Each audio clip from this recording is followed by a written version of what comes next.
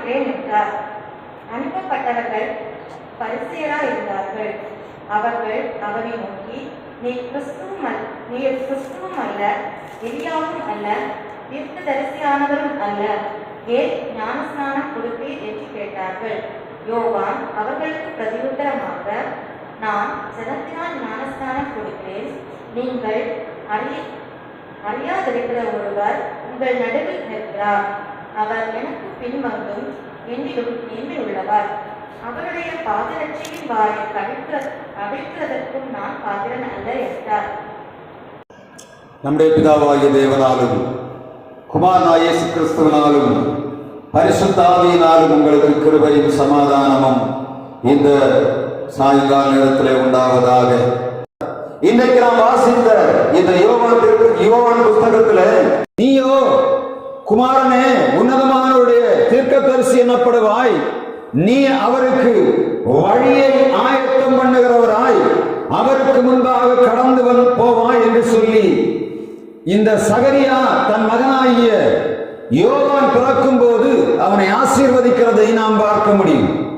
இங்கே வசனம் சொல்கிறது, கர்த்தருக்கு வழியை ஆயத்தம் பண்ணுங்கள். இதுவரையிலும் நாம் ஒரு பிரிப்பரேஷனை பற்றி பார்த்து வந்தோம். முதலாவதாக ஆண்டவருடைய வாசஸ்தலத்தை உருவாக்க வேண்டும் என்று, அதற்கு ஆயத்தப்பட வேண்டும் என்று சொன்னார். இரண்டாவதாக ஓய்வு நாளுக்கு ஆயத்தமாக ஜனங்கள் மன்னா பொறுக்க வேண்டும் என்று சொன்னார். நேற்றைக்கு சமாதானத்தின் சுவிசேஷத்திற்குரிய ஆயத்தம் என்னும் பாதரட்சியை தரித்துக் கொண்டு மாமிசத்தோடும் இரத்தத்தோடும் அல்லாதபடி துரைத்தனங்களோடும் அதிகாரங்களோடும் யுத்தம் பண்ண வேண்டும் என்று சொல்லி ஆண்டவர் செய்தியை கொடுத்தார். இன்றைக்கு ஆண்டவர் கொடுக்கிற செய்தி, உன்னதமானவருக்கு வழியை ஆயத்தம் பண்ண வேண்டும். ஆண்டவராக இயேசு கிறிஸ்து உலகத்தில் வருவதற்கு முன்பாக ஏசாயா தீர்க்கதரிசியை கொண்டு ஆண்டவர் தன்னுடைய மகனுடைய முன்னறிவிப்பை முதலாவதாக செய்கிறதை நாம் பார்க்க முடியும். ஏசாயா 9ஆம் அதிகாரம் 6ஆம் வசனம் சொல்லுகிறது, அங்கே நமக்கு ஒரு பாலகன் பிறந்தார், நமக்கு ஒரு குமாரன் கொடுக்கப்பட்டார், கர்த்தத்துவம் அவர் தோளின் மேல் இருக்கும், அவர் நாமம் அதிசயமானவர், ஆலோசனை கர்த்தர், வல்லமையுள்ள தேவன், நித்திய பிதா, சமாதான பிரபு என்னப்படும். இவரிடத்திலே தான் ஆண்டவர் சொல்லுகிறார், ஏசாயா தீர்க்கதரிசியிடத்தில் சொல்லுகிறார், இயேசு கிறிஸ்து வருவதற்கு முன்பாக வழியை ஆயத்தம் பண்ணக்கூடிய ஒரு மனிதனை ஆண்டவர் அனுப்புவதாக. மத்தேயு 3ஆம் அதிகாரம் 3ஆம் வசனம் சொல்லுகிறது, கர்த்தருக்கு வழியை ஆயத்தம் பண்ணுங்கள், அவருக்கு பாதைகளை செவ்வை பண்ணுங்கள் என்று வனாந்தரத்திலே கூப்பிடுகிறவனுடைய சத்தம் உண்டாயிருக்கும் என்று ஏசாயா தீர்க்கதரிசியினால் சொல்லப்பட்டவன் இவனே. ஏசாயா 40ஆம் அதிகாரம் 3ஆம் வசனத்திலே இதே வார்த்தை சொல்லப்படுகிறது. என்ன? கர்த்தருக்கு வழியை ஆயத்தப்படுத்துங்கள், அவருக்கு பாதையை செவ்வை பண்ணுங்கள்.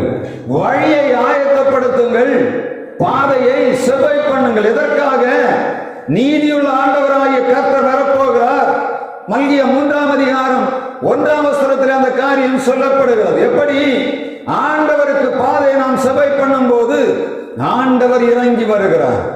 ஏன் ஆண்டவர் ஜனங்களிடத்தில் சொல்லுகிறார் கர்த்தருக்கு வழியை ஆயத்தம் பண்ணுங்கள் என்று சொன்ன, அதை நாம் கொஞ்சம் முற்று நோக்குவோம் என்று சொன்ன, வழி எப்படி இருக்கிறது? சரியில்லாமல் இருந்திருக்க வேண்டும். அந்த வழி சரியில்லாதபடியினாலே ஆண்டவர் சொல்லுகிறார், நீங்கள் வழியை சரி பண்ணுங்கள். எதற்காக? இரட்சகர் வரப்போகிறார், அவர் உங்களுக்கு விடுதலை தரும்படியாக, உங்களுக்கு ஆசீர்வாதம் தரும்படியாக வரப்போகிறார். வழி தவறாக இருக்கிறபடியினாலே ஆண்டவர் வர முடியவில்லை. யோவான் சகரியா தீர்க்கதரிசனம் உரைத்தது போல, ஏசாயா தீர்க்கதரிசனம் உரைத்தது போல இங்கே வருகிறான். வந்தவுடனே முதலாவது அவன் செய்கிற வேலை என்ன? வனாந்தரத்தில் எதை கூப்பிடுகிறான்? விரியன் பாம்பு குட்டிகளே, வருங்கோபத்துக்கு தப்பித்துக் கொள்ள உங்களுக்கு வகை காட்டினவன் யார் என்று முதலாவது கடிந்து கொள்ளுகிறான். அப்படியானால் அந்த ஜனங்களுடைய வாழ்வு எப்படி இருந்தது? விரியன் பாம்பை போல இருந்திருக்கிறார்கள். இயேசு இந்த உலகத்தில் வருவதற்கு முன்பாக இந்த வேதபாரகர், பரிசேயர், அந்த யூத ஜனங்கள் ஆண்டவருக்கு பிரியமில்லாதபடி மிகவும் பரிதாபமான வாழ்க்கை வாழ்ந்து கொண்டிருந்தார்கள். அவர் சொல்லுகிறார், இயேசு இந்த உலகத்தில் வரும்போது சொல்லுகிறார், சொல்லுகிறார். மத்தேயு 13ஆம் அதிகாரம் முழுவதும் நீங்க பார்த்தீங்கன்னா தெரியும். மாயக்காரா வேதபாரகரை பரிசேயர்களுக்கு ஐயோ, நீங்கள் வர்த்தனாமிலும் வெந்தயத்திலும் சீரகத்திலும் தசமபாகம் செலுத்தி, மத்தேயு 23ஆம் அதிகாரம் 23ஆம் வசனத்தில் சொல்லப்படுகிறது, நீங்கள் இரக்கத்தை விட்டு விட்டீர்கள், நீதியை விட்டு விட்டீர்கள், ஆண்டவருடைய நடத்துதலை நீங்கள் விட்டு விட்டீர்கள், இவைகளை செய்ய வேண்டும், அவைகளை விடாதிருக்க வேண்டுமே என்று சொல்லுகிறார். அப்படியானால் மிக பரிதாபமான சூழ்நிலையிலே இயேசு கிறிஸ்து வரும்போது, அந்த யோவான் முன்னாடி வரும்போது சொல்லுகிறான், விரியன் பாம்பு குட்டிகளே, வருங்கோபத்துக்கு தப்பித்துக் கொள்ள உங்களுக்கு வகை காட்டினவன் யார்? அதுக்கு அடுத்தவர் சொல்லுகிறார், ஆபிரகாம் எங்களுக்கு தகப்பன் என்று சொல்லிக் கொள்ளாதிருங்கள். மிக கவனமாக நாம் பார்க்க வேண்டிய காரியம் என்று சொன்ன, இந்த ஜனங்கள் நியாயப்பிரமாணத்தை அப்படியே பின்பற்றினார்கள். ஆனால் உள்ளத்துக்குள்ள என்ன இருந்தது? நாங்க பெரிய ஆளு, யாருடைய பிள்ளை? ஆபிரகாமின் பிள்ளை என்று சொல்லக்கூடிய அவளுக்குள்ளே இருந்த ஈகோவானது அவர்கள் ஆண்டவருடைய வார்த்தையை சரியாக கீழ்ப்படிய முடியாதபடி அவளை தடை பண்ணி வைத்தது. எனவே தான் என்ன சொல்லுகிறான் யோவான், விரியன் பாம்பு குட்டிகளே, வருங்கோபத்துக்கு தப்பித்துக் கொள்ள உங்களுக்கு வகை காட்டினவன் யார்? ஆபிரகாம் எங்களுக்கு தகப்பன் என்று சொல்லிக் கொள்ளாதிருங்கள் என்று சொன்னார். ஆபிரகாமுக்கு கல்லுகளினாலே ஆண்டவர் குழந்தைகளை உண்டாக்க முடியும் என்று சொல்றார். ஆண்டவர் யார்? அண்ட சராசரனை வார்த்தையினாலே உருவாக்கினவர். ஒரு ஆபிரகாமுடைய செத்து போன சரீரத்திலிருந்து, சாராளுடைய செத்து போன கற்பத்துக்குள்ளிருந்து ஒரு மகனாகி ஈசாக்கை உருவாக்க ஆண்டவராக முடிந்தது. அவர் சொல்லுகிறார், என்ன சொல்லுகிறார்? ஆபிரகாமுக்கு கல்லுகளினாலே குழந்தைகளை உண்டாக்க யாரால முடியும்? நம்ம ஆண்டவரால முடியும். ஆபிரகாமுக்கு இந்த காரியத்தை செய்ய முடியும் என்று சொன்ன, அதை வைத்து நீங்கள் பெருமை பாராட்டுவதற்காக அல்ல. என்ன செய்யணும்? வழியை ஆயத்தம் பண்ண. எதற்காக வழியை ஆயத்தம் பண்ணணும்? ஆண்டவர் வரவில்லை. நீங்க ஆதி இந்த யோவான் 8ஆம் அதிகாரம் 56, 57ஆம் வசனத்துல நீங்க அதை பார்த்தீங்கன்னா தெரியும். யோவான் சொன்ன வார்த்தை அப்படி அங்கே வெளிப்படுகிறதை நாம் பார்க்க முடியும். யோவான் 8ஆம் அதிகாரம் 56, 57ஆம் வசனத்திலே சொல்லப்படுகிறது, ஆபிரகாம் எங்களுக்கு தகப்பன் என்று சொல்ல. இயேசு சொல்லுகிறார், ஆபிரகாம் உண்டாகும் முன்பே நான் இருக்கிறேன் என்று சொன்னார். உடனே சொல்லுகிறார்கள், உனக்கு இன்னும் 50 வயதே ஆகவில்லை, நீ ஆபிரகாமை கண்டாயோ? ஆபிரகாமின் நாளை கண்டாயோ என்று கேட்கிறார். அப்படியானால் அவர்களுக்குள்ள இருந்த ஈகோ என்ன? நாங்கள் ஆபிரகாமின் சந்ததி, எனவே நாங்கள் இஷ்டம் போல நடக்கலாம் என்று நினைத்து விட்டார்கள் போல. இந்த சூழ்நிலை தான் வார்த்தை வருகிறது, வனாந்தரத்திலிருந்து ஒரு சத்தம் கேட்கிறது, மனம் திரும்புங்கள், பரலோக ராஜ்யம் சமீபமாக இருக்கிறது என்று சொல்லி ஒரு வனாந்தரத்தில் ஒரு சத்தம் கேட்கிறது. என்ன சத்தம்? மனம் திரும்ப வேண்டிய தினமே மனம் திரும்பு. ஏன்? இரட்சகர் வரப்போகிறார், இரட்சகர் வரப்போகிறார் என்று சொல்லி முதலாவதாக இந்த யோவான் ஒரு அறிக்கையை, ஒரு பெரிய அறிவிப்பை வெளியிடுகிறார். இங்கே முதலாவது நாம் கவனிக்க வேண்டிய காரியம் என்னவென்று சொன்னா, ஏசாயா தீர்க்கதரிசி உரைத்தது போல இயேசு முதலாவது இந்த உலகத்திலே வந்தார். வந்து பாவிகளை மீட்கும்படியாக தன்னுடைய ஜீவனை ஒப்புக் கொடுத்தார். ஆனால் அவர் போன பின்பாக இன்னொரு வருகை முன்னறிவிக்கப்படுகிறது. மல்கியா 3ஆம் அதிகாரம் 1ஆம் வசனத்திலே அது சொல்லப்படுகிறது. மிக முக்கியமாக நாம் கவனிக்க வேண்டிய காரியம், திருச்சபையானது அதன் தன்னை இழந்து போகக்கூடிய காரணம் என்னவென்று சொன்னா, இன்றைக்கு ஜனங்கள் தாங்கள் நடந்து வருகிற பாதை என்ன, அவருடைய சூழ்நிலை என்பது என்ன என்பதை மறந்து போனபடியினாலே ஆண்டவர் சொல்லுகிறார், கர்த்தருக்கு வழியை ஆயத்தம் பண்ணுங்கள், அவருக்கு பாதையை செவ்வை பண்ணுங்கள் என்று வனாந்தரத்தில் ஒரு சத்தம் கேட்கிறது. இந்த இடத்திலிருந்தும் நாம் செய்ய வேண்டிய வேலை என்ன? ஆயத்தப்படு என்று சொன்ன எசேக்கியேல் தீர்க்கதரிசியை போல நாம் ஆயத்தப்பட வேண்டிய காலம் இது. நாம் ஆயத்தப்படுத்த வேண்டிய காலம் இது. இந்த ஜனங்களுக்கு காவலாளிகளாக இருக்க வேண்டிய காலத்தில் நாம் வந்திருக்கிறோம் என்பதை நாம் மறந்து போகக்கூடாது. நிர்விசாரமாய் வாழ்வதற்கு இது காலம் அல்ல. ஆண்டவர் சொல்லுகிறார், திருச்சபை தன்னுடைய ஆண்டவர் கொடுக்கிற வார்த்தை அறிவிக்கும்படியாக எதிர்பார்க்கப்படுகிறது. வனாந்தரத்தில் யோவான் சத்தம் எதை சத்தமிட்டார்? அந்த யூத ஜனங்களே, இஸ்ரவேலரே, நீங்கள் இப்பொழுது போய்கொண்டிருக்கிற பாதை சரியல்ல, நீங்கள் வழியை ஆயத்தப்படுத்த வேண்டும் என்று சொல்லி அவர்களுக்கு ஒரு எச்சரிப்பின் சத்தத்தை கொடுக்கிறார். மிக பிரதானமாக நாம் கவனிக்க வேண்டியது இரண்டாவது ஆண்டவர் ஒரு அழைப்பை கொடுக்கிறார். மல்கியா 3ஆம் அதிகாரம் 1ஆம் வசனத்தை ஒரு வாசிக்கலாம்.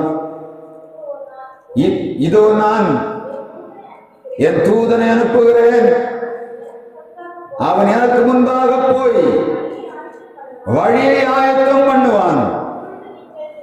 அப்பொழுது நீங்கள் தேடுகிற ஆண்டவரும் நீங்கள் விரும்புகிற உடன்படிக்கையின் தூதனுமானவர் தம்முடைய ஆலயத்துக்கு தீவிரமாய் வருவார். இதோ வருகிறார் என்று சேனைகளின் கர்த்தர் சொல்லுகிறார்.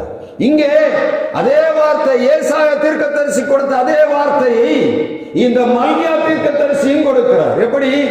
ஏசாயா தீர்க்கதரிசி சொன்னார், வனாந்தரத்திலே கர்த்தருக்கு பாதையை செவ்வாய் பண்ணுங்கள் என்று சொல்லக்கூடிய வார்த்தை வெளிப்படும் என்று சொன்னார். அதை போல இயேசு முதலாவது இந்த உலகத்திலே வந்தார். இரண்டாவதாக மல்கியா தீர்க்கதரிசியை கொண்டு ஆண்டவர் சொல்லுகிறார், நான் என் தூதனை அனுப்புகிறேன், அவன் எனக்கு முன்பாக போய் வழியை ஆயத்தம் பண்ணுவான். அப்பொழுது நீங்கள் தேடுகிற ஆண்டவரும் நீங்கள் விரும்புகிற உடன்படிக்கையின் தூதனுமானவர் தம்முடைய ஆலயத்துக்கு தீவிரமாக வருவார். இதோ வருகிறார் என்று சேனைகளின் கர்த்தர் சொல்லுகிறார். முதலாவது இயேசு ஏசாயா தீர்க்கதரிசியினாலே முன்வைக்கப்பட்டது போல யோவான் எனும் தூதனை அனுப்பினார்.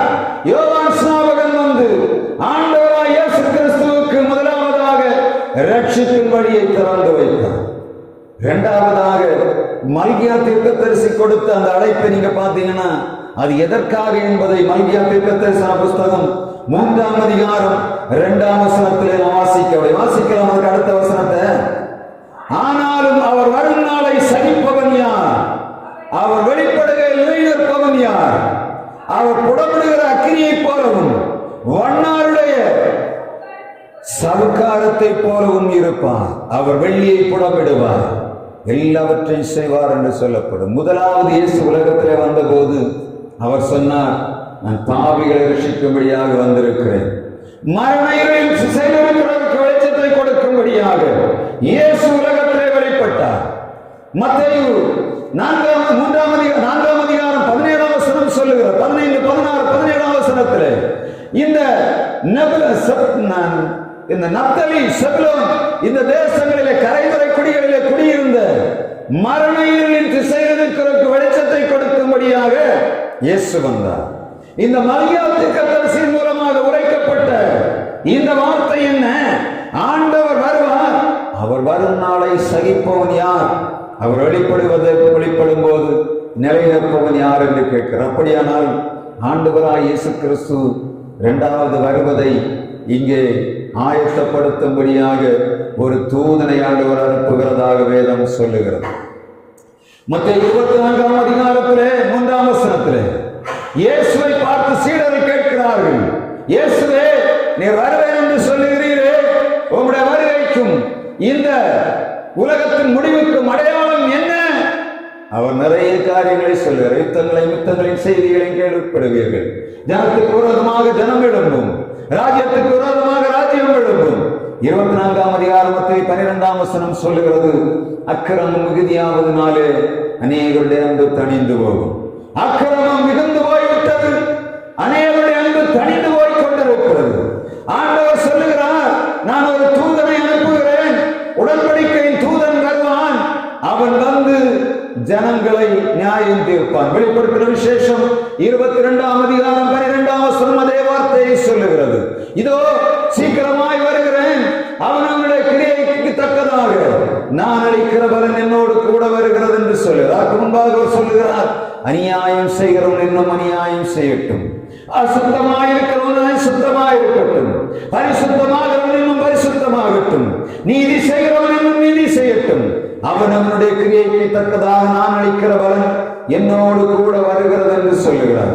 அதற்கு முன்பாக நீங்க பார்த்தீங்கன்னா தெரியும், வெளிப்படுத்தின விசேஷம் 22ஆம் அதிகாரம் 16ஆம் வசனம் சொல்லுகிறது. 18ஆம் வசனம் வெளிப்படுத்தின விசேஷம் 22, 14 இவைகளிலே உடன்படிக்கை தூதன் என்று சொல்லக்கூடிய ஒருவனை யோவான் அப்போஸ்தலனுக்கு ஆண்டவர் அனுப்புகிறதை பார்க்க முடியும். யோவான் வெளிப்படுத்தின விசேஷத்திலே அவர் எழுதும் முன்பாக அவர் சொல்லுகிறார், ஒரு தூதன் வருகிறான், அவன் வந்து எதை சொல்லுகிறான், என்னுடைய அவர் ஆண்டவருடைய நியாய தீர்ப்பு சமீபமாயிருக்கிறது, எனவே அநியாயம் செய்கிறவன் அநியாயம் செய்யட்டும், அசுத்தமாயிருக்கும் அசுத்தமாயிருக்கட்டும், பரிசுத்தமாக இன்னும் பரிசுத்தமாகட்டும், அவர்களுடைய கிரியைக்கு தக்கதாக நான் அளிக்கிறவர் என்னோடு கூட வருகிறது என்று சொல்லி அங்கே சொல்லுகிறதை நாம் பார்க்க முடியும். ஆண்டவர் ரெண்டு விதமாக தூதர்களை அனுப்பினார், ரெண்டு விதமான எச்சரிப்பை கொடுத்தார். யோவான் ஸ்நாபகன் இந்த உலகத்திலே வரும்போது வனாந்திரத்திலே கூப்பிடுகிற சத்தமாக இருந்தார்.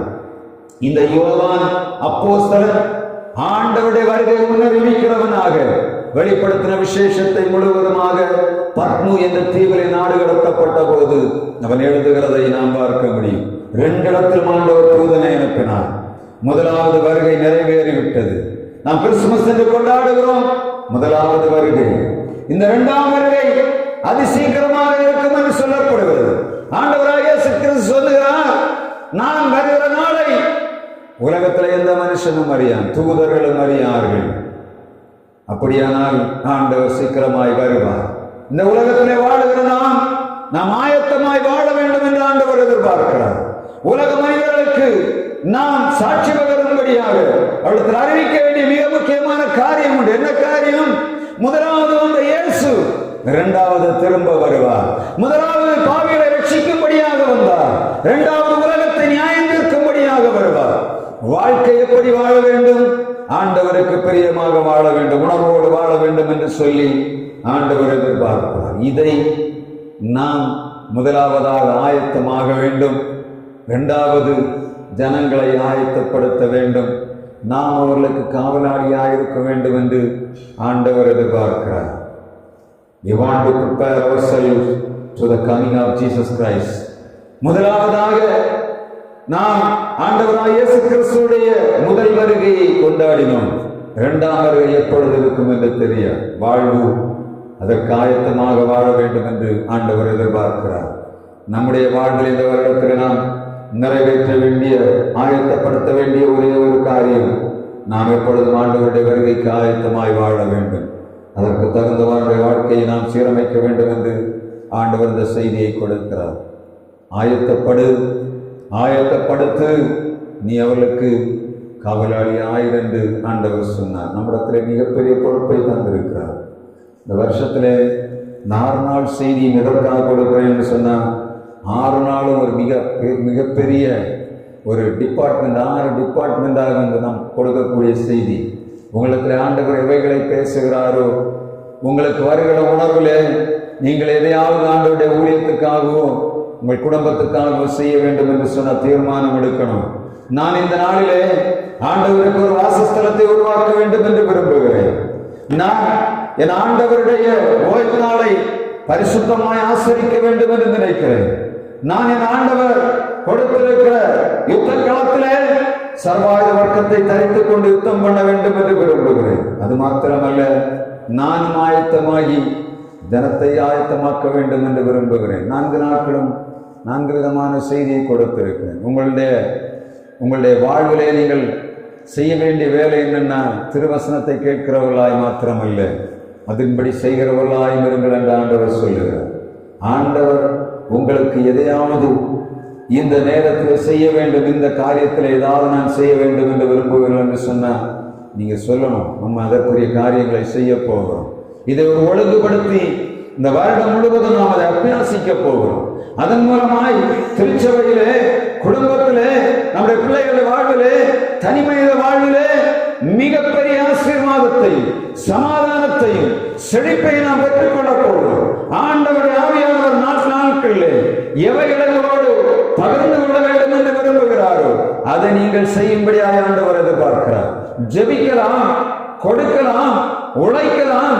ஆண்டவருக்காக ஜனங்களை ஆயத்தப்படுத்துகிற பணியிலே உங்கள் பிரயாசங்களை செலவு பண்ணலாம். ரொம்ப நேரம் இல்லை, ஒரு நாள் அட்லீஸ்ட் 2 மணி நேரமாவது நாம் கொடுக்க வேண்டும். அதுதான் ஆண்டவர் இடத்திலே கொடுத்திருக்கிற மிகப்பெரிய பணி. இது திருச்சபையானது. ஒரு நாள் 2 மணி நேரமாவது ஆண்டவருக்கு கொடுக்க வேண்டும். உங்கள் ஜெபத்துக்கு கொடுக்கணும். தனி மனிதர்களாக சொல்லுவேன், குடும்பமாக மாத்திரமல்ல, தனி மனிதர்களாக சொல்லுங்கள். ஆலயத்துக்காக, நம்முடைய தேசத்துக்காக, சுற்றி இருக்கிற ஜனங்களுக்காக நாம் கண்டிப்பாக ஒரு நாள் 2 மணி நேரம் செலவு பண்ணும்படியாக ஆண்டவர் எதிர்பார்க்கிறார். அது இந்த காரியத்தில் எதுவாக இருந்தாலும் சரி, ஆண்டவருக்கு ஒரு வாசஸ்தலத்தை உருவாக்குகிற பணியானாலும் சரி, ஆண்டவருடைய ஓய்வு நாட்களை ஆசரிக்கிற பணியானாலும் சரி, அவருடைய ராஜ்யத்திலே ஆத்துமாக்களை சேர்க்கும்படியாக யுத்தம் பண்ண வேண்டிய பணியாக இருந்தாலும் சரி, நாம் ஜனங்களை ஆயத்தப்படுத்த வேண்டிய பணியாக இருந்தாலும் சரி, எதையாவது நாம் தீர்மானம் எடுக்கணும். ஆண்டவரை கேட்கணும், ஆண்டவரே நான் என்ன செய்யணும், ஆண்டவரே இந்த வருஷத்துல நான் என்ன செய்ய வேண்டும், எனக்கு ஒரு ஆசை இருக்கிறது, நான் வெளியே சொல்ல முடியவில்லை, அதை நிறைவேற்றும்படியான வாய்ப்பும் இல்லை. உங்களுக்கு அது செய்ய வேண்டும் என்று விரும்பினால் நீங்கள் கண்டிப்பாக சொல்ல வேண்டும். நாம் முடிந்தால் அதற்குரிய காரியங்களை ஒழுங்கு பண்ணுவோம். இந்த வருஷத்துல அடுத்த வாரத்தில் நல்ல ஒரு ஷெடியூல் போட்டு இது செய்ய போகிறோம் என்று சொல்லி நம்ம அது ஒரு அட்டவணை ரெடி பண்ணணும். அதுக்கு தான் இந்த வாரத்தில் செய்தியை கொடுக்குறேன். நீங்கள் ஆண்டவர்களோடு பேசுகிற காரியங்களை நீங்கள் கண்டிப்பாக செய்யணும். சும்மா கேட்டு விட்டு போகிறதில்லை. இதையாவது அந்த ஆண்டவருடைய ஆலயத்திலே, அவருடைய பரிசுத்த சமூகத்தில் நாம் செய்ய வேண்டிய பணிகள் எல்லாவற்றையும் நிறைவாக்கும்படியாக ஆண்டவர் நம்மை தெரிந்திருக்கிறார். உலகத்தில் ஒரு மனுஷனையும் தெரிந்து கொள்ளவில்லை. உலகத்தின் அந்த காலத்திலே சிக்கிக் கொண்டு கிடந்த நம்மை நம்முடைய இரத்தத்தினாலே, ஆண்டவராகிய இயேசு கிறிஸ்து இரத்தத்தினாலே நம்ம மீட்டெடுத்தார். இதற்காக அவருடைய பணியை நாம் செய்யும்படியாக ஒரு கூட்டம் ஜனங்கள், அழிவுக்கு நேராக போய்கொண்டிருக்கிற ஜனங்களை மீட்டெடுக்கிற பணியை நம்முடைய கையிலே தந்திருக்கிறார். நீங்கள் வெளியே புறப்பட்டு போய் சகல ஜாதிகளையும் சீஷராக்கி பிதா குமாரன் பரிசுத்த ஆவியின் நாமத்தினாலே அவர்களுக்கு ஞான ஸ்நானம் கொடுத்து, நான் உங்களுக்கு கட்டளையிட்ட யாவையும் கை கொள்ளும்படி உபதேசம் பண்ணுங்கள் என்று சொல்லி போன ஆண்டவரிடாகிய இயேசு கிறிஸ்துவுடைய பணியை செய்து கொண்டு வருகிறோம். இந்த நாட்களிலே சீடர்களாக நாம் அதை செய்து வருகிறோம். தொடர்ந்து நாம் ஆண்டவருடைய பணியில் இணைந்து செயல்படுவோம். ஓய்வு நாட்கள் மாத்திரமல்ல, இந்த விசேஷ நாட்களில் கூட அநேகர் நிர்விசாரமாக இருக்கிறார்கள். என்னென்னு தெரியவில்லை, எல்லாம் வயமறைந்து விட்டது போல இருக்கிறார்கள். ஆண்டவருடைய ஆலயத்தை எசத்தை உண்ணாதபடி கர்த்தர் கொடுக்கிற நாட்களை பயன்படுத்தும்படியாக நம்முடைய பிள்ளைகளுக்காக நாம் ஜெபிக்கணும். நம்ம ஒன்றும் செய்ய முடியாமல் இருந்தால் ஒழுங்காக படிட்டு ஜெபிக்கவாது செய்யணும். ஆண்டவரே எங்கள் ஆலயத்தை ஆசீர்வதி. நாங்கள் செய்கிற எல்லா முயற்சிகளும் கர்த்தருடைய ஆசீர்வாதம் வேண்டும். நாங்கள் செய்கிற எல்லா பணிகளுடைய ஆசீர்வாதம் இருக்கணும். ஆண்டவரே தாவை தந்திருக்கிற ஊழியரை பாதுகாருங்க. ஆண்டவரே அவர் செய்யக்கூடிய எல்லா ஊழியங்களிலும் உங்களுடைய பிரசன்னம் வெளிப்படணும் அப்படின்னு நீங்கள் ஜெபிக்கும் போது அது ஆட்டோமேட்டிக்காக வெளிப்படுகிறதை நாம் பார்க்க முடியும். உங்களிடத்தில் நான் கேட்பதெல்லாம் ஒன்றுதான், நீங்கள் எனக்காக உங்கள் ஜெபங்களிலே ஜெபிக்க வேண்டும். நான் செய்கிறது ஆண்டவருக்கு பிரியமாக இருக்கணும், மனுஷனுக்காக மாத்திரமல்ல. உங்களுக்கு ஊழியத்தை செய்தாலும் ஆண்டவருக்கு பிரியமாக அவைகள் காணப்பட வேண்டும். அதனால தான் இவ்வளவு பிரயாசம் எடுத்து மணிக்கணக்காக உட்கார்ந்து ஆண்டவரே மூச்சு விட முடியவில்லை. என்ன ஆண்டவரே இந்த பிள்ளைகளுக்கு கொடுக்கிறீர், எதையாவது கொடுக்கும்போது அவர்களுக்கு ஆசீர்வாதமாக இருக்கணும், சும்மா கேட்டுக்கொண்டு போவதில்லை என்று சொல்லி ஜெபத்தோடு, மிகுந்த ஜெபத்தோடு தான் செய்திகளை கொடுத்து கொண்டு ஒரு வருஷம் நீங்கள் ஓட வேண்டிய பாதை இதிலிருந்து தான் ஆரம்பிக்கும். எல்லாமே இந்த 6 நாட்களுடைய செய்தியின் அடிப்படையில் தான் உங்களுடைய ஒரு வருட உங்களுடைய ஓட்டமும் இருக்கும் என்பதை நான் உறுதியாக சொல்லுகிறேன். எனவே நாம் எழுப்புவோம், ஆண்டவருக்காக நம்மை விடாது சுயத்தை பரிசோதனை பண்ணி ஆயத்தப்படுத்துவோம். நாம் பிறரையும் ஆயத்தப்படுத்தி அவர்களுக்கு காவலாளிகளாக நின்று நாம் நம்முடைய ஆண்டவரை தரிசிக்கும் போது அவருக்கு முன்பாக சொல்ல, ஆண்டவரே நீர் எனக்கு தந்திருக்கிற நேரத்தை எனக்கு பயன்படுத்தினேன், நீர் எனக்கு தந்த தாளந்துகளை அவருக்காக பயன்படுத்தினேன், நீர் எனக்கு தந்த நேரத்தை உமக்காக பயன்படுத்தினேன், நீர் எனக்கு தந்த சரீரங்கள் எல்லாம் உமக்காக பயன்படுத்தினேன். ஆண்டவரே நான் ஒன்றும் சொல்வதற்கு ஒன்றுமில்லை, கர்த்தருக்கு தெரியும் என்று சொல்லவருடைய சமூகத்திலே நாம் நேர்மையாக நிற்க முடியும். எனவே தொடர்ந்து நம்முடைய ஆண்டவர் நம்மை நடத்தும்படியாக இந்த நாட்களிலே இந்த நம்முடைய ஆலயமானது வறுமையாக கிடப்பது ஆண்டவருக்கு சித்தமல்ல. காலையில் ஜெபம் பண்ணுங்க, ஆண்டவர் தடைகளை நீக்குங்க. ஆண்டவரே உங்களுடைய பிள்ளைகள் வர வேண்டும், ஆசீர்வாதத்தை பெற்றுக்கொள்ளும். வெளியே இருக்கிறவங்களுக்கு நம்ம கொடுக்கிறது வேற, ஆனால் ஆண்டவருடைய வார்த்தை சொல்லுகிறது, என் ஆலயத்தின் சம்பூர்ணத்தினாலே நிரப்புவேன். ஆலயத்திலே சம்பூர்ணம் உண்டு, தேடி வருகிறவர்களுக்கு முழுமையான ஆசீர்வாதத்தை ஆண்டவர் கொடுக்கிறவராக இருக்கிறார். அதை உங்களுக்கு தந்து நடத்துவாராக. வனாந்தரத்தை கூப்பிடுகிறார் சத்தமான யோவானை போல நாமும் இந்த இடத்துல ஜனங்களுக்கு கூப்பிடுவோம்.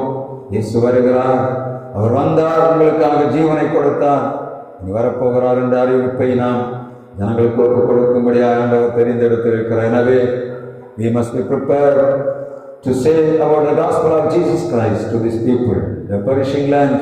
அழிந்து போய்கொண்டிருக்கிற ஜனங்களுக்கு ஆண்டவராகிய இயேசு கிறிஸ்துவின் அன்பையும் ஆண்டவராகிய இயேசு கிறிஸ்துவின் வல்லமையும் ஆண்டவராகிய இயேசு கிறிஸ்துவின் வருகையை நாம் பறைசாற்றும்படியாக ஆண்டவர் நம்மை தெரிந்திருக்கிற உணர்வோடு ஆண்டவருடைய பணி செய்வோம். தொடர்ந்து கடவுள் நம்மோடு இருந்து நடத்துவாராக. நாம் எழுந்திருந்து ஒரு பாடலை பாடும்போது கர்த்தருக்கு காணிக்கை செலுத்தலாம். கூடாதது ஒன்றுமில்லையே, கூடாதது ஒன்றுமில்லையே, கூடாதது ஒன்றுமில்லையே, கூடாதது ஒன்றுமில்லையே, நம் தேவனால் கூடாதது, கூடாதது ஒன்றுமில்லையே, நம் தேவனால் கூடாதது, கூடாதது.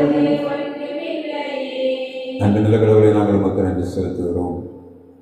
இந்த சாயங்கால பொழுதிலே மட்டுமா எங்களோடு கூட இருந்து பகலின் குளிர்ச்சியான வேளையிலே தோட்டத்திலே உலான கர்த்தருடைய சத்தத்தை ஆதாமும் ஏவாளும் கேட்டார்கள்.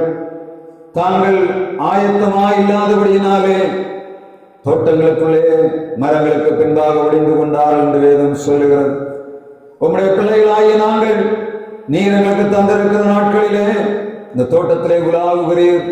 நாங்கள் எங்களை மறைக்காதபடி உம்முடைய சமூகத்தில் எங்களை ஒப்புக் கொடுக்கிறோம். ஆண்டவரே, கர்த்தருக்கு பாதை வழியை செவை பண்ணுங்கள், அவருக்கு கர்த்தருக்கு வழியை ஆயத்தம் பண்ணுங்கள், அவருக்கு பாதையை செவை பண்ணுங்கள் என்று சொன்னது போல இந்த நாளிலும் தம்முடைய பிள்ளைகளாகிய நாங்கள் உம்முடைய பிள்ளைகளாகிய நாங்கள் உமக்கு வழியை ஆயத்தப்படுத்தி பாதையை செவை பண்ணும்படியாய் கிருபை தருவீராக.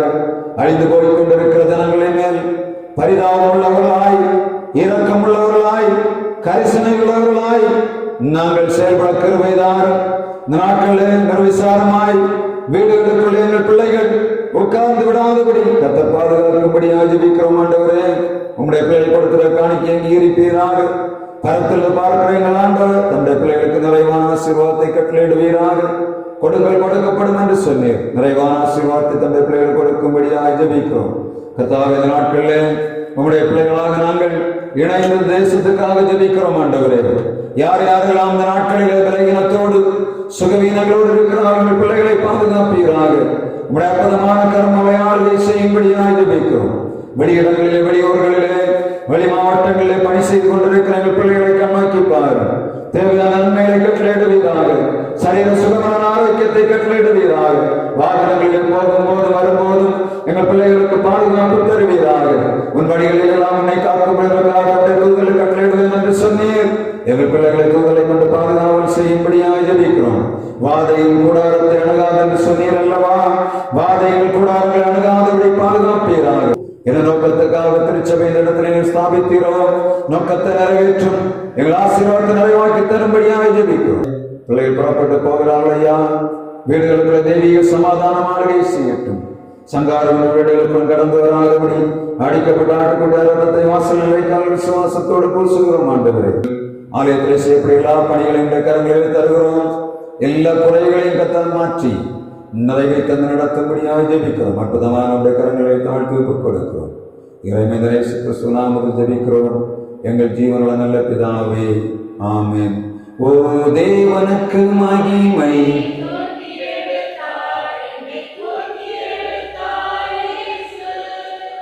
தம் கரத்தை நீட்டி ரட்சித்தாரே. ஓ தேவனுக்கு மகிமை. இயேசுவை நேசிக்கிறேன், மென்மேலும் நேசிக்கிறேன். அக்கரையில் நான் இன்று அவரை என்றென்றும் வாழ்த்துவேன். அக்கரையில் நான் இன்று அவரை என்றென்றும் வாழ்த்துவேன். ஆத்மாவே கர்த்தரை ஸ்தோத்திரி, எங்களோடு பரிசுத்த நாமத்தை ஸ்தோத்திரி. ஆத்மாவே கர்த்தரை ஸ்தோத்திரி, புது சகல உபகாரங்களை மறவாதே.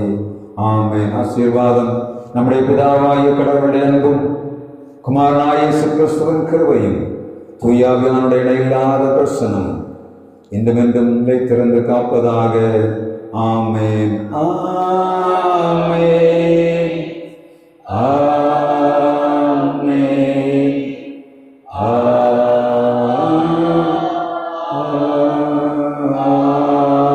ஆமென். கர்த்தரோடு இருப்பாராக. சமாதானத்தோடு சென்று வாருங்கள். இந்த நாமத்தினாலே